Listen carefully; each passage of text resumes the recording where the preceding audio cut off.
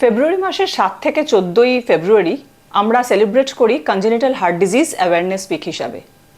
এই সপ্তাহে তাই জন্য আমি এই স্পেশাল ভিডিওটা আপনাদের সামনে আনছি, যেটাতে আমি বলছি যে জন্মগত হার্ট ডিজিজ আর্লি ডায়াগনোসিস এবং আর্লি ট্রিটমেন্ট করলে আমরা তার থেকে কি বেনিফিট পেতে পারি। জন্মগত হার্ট ডিজিজ একটা মেজর বার্থ ডিফেক্টের মধ্যে পড়ে এবং প্রত্যেক বছর আমাদের সমগ্র ভারত জুড়ে 2.5 লক্ষ শিশু জন্মগত হার্টের অসুখ নিয়ে জন্মাচ্ছে। আমাদের ওয়েস্ট বেঙ্গলের জন্য এই পরিসংখ্যানটা হচ্ছে 12,000, অর্থাৎ প্রত্যেক বছর 12,000 করে শিশু জন্মগত হার্টের অসুখ নিয়ে জন্মাচ্ছে এবং এদেরও মধ্যে 2,000 বাচ্চার, ওয়েস্ট বেঙ্গলের পরিসংখ্যানে 2,000 বাচ্চার প্রথম কয়েক সপ্তাহের মধ্যে কিন্তু মেজর হার্ট সার্জারির প্রয়োজন হচ্ছে। যদি জন্মগত হার্টের অসুখ সঠিক সময় ধরা পড়ে এবং সঠিক সময় আমরা তার ট্রিটমেন্ট করতে পারি, তাহলে 90% বাচ্চারা একটা সুস্থ নর্মাল অ্যাডাল্ট হিসাবে কিন্তু জীবনযাপন করতে পারে। অতএব ডাক্তার হিসেবে আমি যেটা বারবার বলি এবং আমার চ্যানেলের ভিউয়ারদের আবার সেটা নিয়ে আমি এমফাসাইজ করব, আবার সেটার উপর গুরুত্ব দেব, জোর দেব যে স্ক্রিনিং কনজেনিটাল হার্ট ডিজিজের আউটকাম বেটার করার একটাই মন্ত্র, সেটা হচ্ছে আর্লি ডায়াগনোসিস। এবং আর্লি ডায়াগনোসিস কিভাবে সম্ভব? স্ক্রিনিংয়ের মাধ্যমে।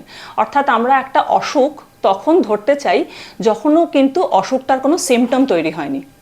এই স্ক্রিনিং সাধারণভাবে করা সম্ভব সিম্পল ক্লিনিক্যাল টুলের মাধ্যমে, অর্থাৎ স্টেথোস্কোপ। যখন আপনি আপনার বাচ্চাকে যে কোনো কারণেই হোক চাইল্ড স্পেশালিস্টের কাছে নিয়ে যাচ্ছেন, সেই ডাক্তারবাবু যদি খুব মন দিয়ে স্টেথোস্কোপ দিয়ে শোনেন, তাহলে হার্টে অ্যাবনর্মাল সাউন্ড পাওয়া যেতে পারে। একটা বাচ্চা যখন সদ্যজাত সে জন্মেছে এবং নিউবর্ন নার্সারি থেকে তার ডিসচার্জ হচ্ছে, তখন সেই নার্সারিতে ছাড়ার আগে যদি তার স্যাচুরেশন মাপা যায় এবং সেটা যদি 95%-এর ওপরে থাকে, তাহলে আমরা জানবো বাচ্চাটার মেজর হার্টের অসুখ না থাকার সম্ভাবনা। কিন্তু যদি 95%-এর তলায় থাকে, তাহলে সেখানে মেজর হার্ট ডিজিজ থাকতে পারে। এটা গেল 2 নম্বর। 3 নম্বর হচ্ছে আরও খুব সিম্পল ক্লিনিক্যাল টুল, যেমন চেস্ট এক্সরে, ইসিজি। এসবের মাধ্যমে আমরা সন্দেহ করতে পারি যে এই বাচ্চাটার হার্টের প্রবলেম থাকতে পারে। ফাইনাল অ্যান্সার ইকোকার্ডিওগ্রাফির মাধ্যমে, অর্থাৎ ইকোকার্ডিওগ্রাম যে ডেফিনিটিভ টেস্ট, সেটা বলে দেবে যে বাচ্চার কোনো হার্টের অসুখ আছে কিনা। যদি থাকে, তাহলে সেটা ট্রিটমেন্ট যেরকমভাবে কার্ডিওলজিস্ট রেকমেন্ড করছেন সেইভাবে।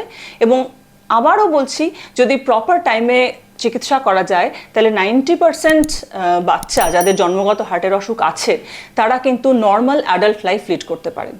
অতএব এই সপ্তাহে আসুন আমরা সবাই একসাথে প্রতিজ্ঞাবদ্ধ হই যে আপনাদের বা আমাদের ঘরে যদি কোনো বাচ্চা থাকে যার ক্ষেত্রে স্ক্রিনিংয়ে জন্মগত হার্টের অসুখ আছে বলে সন্দেহ করা হচ্ছে, তাকে যত দ্রুত সম্ভব চিকিৎসার আন্ডারে আমরা যেন আনতে পারি।